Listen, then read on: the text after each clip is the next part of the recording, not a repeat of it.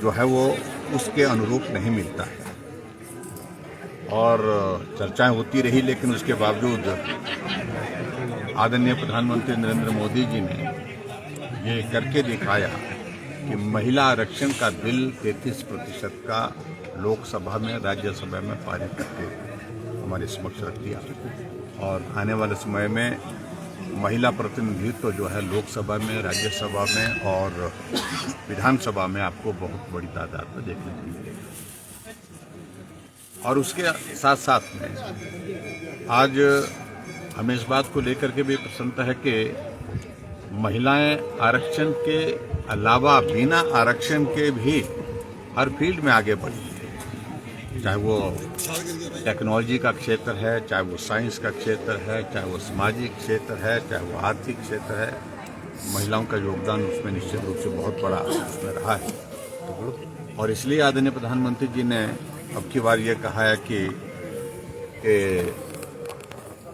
महिला सशक्तिकरण की दृष्टि से 3 करोड़ लखपति दीदी ये बनाने का लक्ष्य उन्होंने जो अपनी विभिन्न योजनाओं के माध्यम से किया है। प्रधानमंत्री नरेंद्र मोदी जी ने महिलाओं को मदद करने के लिए उज्ज्वला योजना की शुरुआत की थी, तो हमने उसमें उस उज्ज्वला योजना को हर घर तक पहुंचाने के लिए प्रयत्न किया। और हिमाचल प्रदेश में हमने गृहिणी सुविधा योजना के माध्यम से उस काम को आगे बढ़ाया।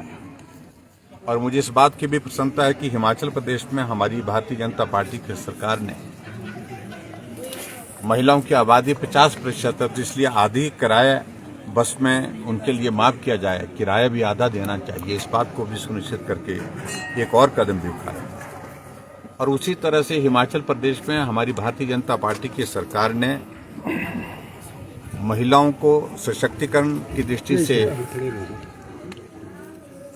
जहां जिस प्रकार से मैंने कहा गृहिणी सुविधा योजना हमने शुरू की थी, उसी प्रकार से मुख्यमंत्री स्वावलंबन योजना के अंतर्गत महिलाओं को अगर अपना कोई कारोबार शुरू करना है, अपना व्यवसाय शुरू करना है सरकारी नौकरी के बजाय, तो उसमें 35% तक की हमने छूट दी थी। पहले 30 दी थी, फिर बाद में बढ़ा करके उसको 35% किया था, जो अनुदान देने की हमने बात की। और उसी तरह से हमने हिमाचल प्रदेश में अपनी एक और योजना, जो शगुन योजना, जो गरीब परिवार की बेटियां हैं उनको मजबूत करने के लिए शगुन योजना के माध्यम से जो है वो 31,000 रुपये उनके खाते में जिस दिन बेटी की शादी होगी उस दिन देने का एक फैसला और किया।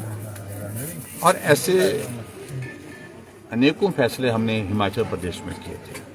और मुझे सिर्फ इतना ही कहना है कि हमारी मातृशक्ति आगे बढ़े, इसके लिए हम कामना करते हैं। उनके लिए योजनाओं का सहारा जो है वो आगे बढ़ने के लिए नहीं, वो अपने आप इतनी सशक्त हों और सशक्त हो करके वो आगे बढ़ करके अपने पांव पर खड़ा हो सके और भारत का, नव भारत का निर्माण कर सके। इतना ही कहना चाहिए। सर, परसों से बजट सत्र भी शुरू होने वाला है, किस रणनीति के साथ इस बार सदन में उतरेगा विपक्ष? पूरी रणनीति के साथ उतरेगा। और मैं इस बात को जरूर कहना चाहूँगा कि बजट सत्र अब की बार बहुत छोटा रखा गया है। और संभवतः मुझे लगता है कि सरकार की सोच में ये बात आई है कि बहुत सारे मुद्दे हैं जिन मुद्दों पर सरकार को जवाब देना होगा, और जवाब देना बहुत कठिन होगा, मुश्किल होगा। इसलिए उन्हें बजट के सत्र को बहुत छोटा कर दिया। सैटरडे भी वर्किंग डे रखा गया, जहां 4 दिन महामहिम राज्यपाल महोदय जी के गवर्नर एड्रेस पर जो है वो राज्यपाल अभिभाषण पर चर्चा में चले जाएंगे, 4 दिन बजट के डिस्कशन पर चले जाएंगे। इसके अतिरिक्त जो महत्वपूर्ण जो पोर्शन उसका बचता है बजट सत्र का, जिसमें बहुत सारे आज भ्रष्टाचार चरम सीमा पर है, उस पर हम चर्चा करना चाहते हैं। आज हिमाचल के दूर दराज के इलाके में भी चिट्टा पहुंचा, और चिट्टा पहुंचने के साथ साथ में हर रोज खबर आ रही है कि ओवरडोज के कारण जो है नौजवान की मौत हो गई। ये एक बहुत बड़ा विषय है। और इसी तरह से हिमाचल प्रदेश में जो कर्मचारी हितैषी अपने आप को 2 साल तक सरकार कहती रहती, आज वो कर्मचारी पेंशनर्स हड़ताल पर हैं, धरने पर हैं, नाराज हैं, निराश हैं, क्योंकि समय पर पेंशन नहीं मिल पा रही है, समय पर सैलरी नहीं मिल पा रही। आज तारीख कितनी हो गई? आज 8 तारीख हो गई, लेकिन अभी तक भी पेंशनर्स को पेंशन नहीं मिली है। ये स्थिति है। जो नौजवानों के जो मुद्दे हैं, खासतौर से रोजगार से संबंधित, जिसमें एक ही नोटिफिकेशन 2 साल से खाली पड़े पद समाप्त करने की जो घोषणा की गई, 1.5 लाख पद समाप्त हो गए, 1.5 लाख नौकरियां वो चले गई। 10,000 से ज्यादा आउटसोर्स कर्मचारी निकाले गए। आउटसोर्स में जो लगे हुए कर्मचारी, उनको 6-7 महीने से सैलरी नहीं मिल पाई। आज हालात ये हैं कि जो हमारे जो बुजुर्ग लोग हैं उनको पेंशन मिलती है, वृद्धावस्था पेंशन मिलती है, हैंडीकैप की जो पेंशन मिलती है वो पेंशन 6 महीने से उनके खाते में नहीं है। और केंद्र सरकार का जो पैसा विकास के लिए दिया गया है, योजनाओं के लिए दिया गया, उस पैसे का इस्तेमाल सैलरी और पेंशन के लिए किया जा रहा है। तो ऐसे बहुत सारे मुद्दे हैं जिन मुद्दों को लेकर के चर्चा करने की आवश्यकता है और हम इस बात के लिए जरूर आग्रह करेंगे। सत्र छोटा क्यों रखा गया है, सत्र को बड़ा करना चाहिए और ताकि हम विस्तार से चर्चा कर सकें। कल सर्वदलीय बैठक में शामिल होंगे सर आप? विचार करेंगे अभी। एक सर योजना से बहुत सी जो बीमारियां हैं उनको बाहर करने की खबर आ रही है, तो कितना बड़ा देखिए, मैं इस बात को कह रहा हूं कि अब इस सरकार का कोई सरोकार नहीं रह गया कि आदमी जिंदा रहे या ना रहे। इनकी कुर्सी जिंदा रहनी चाहिए, इनकी कुर्सी जो है वो चलती रहनी चाहिए।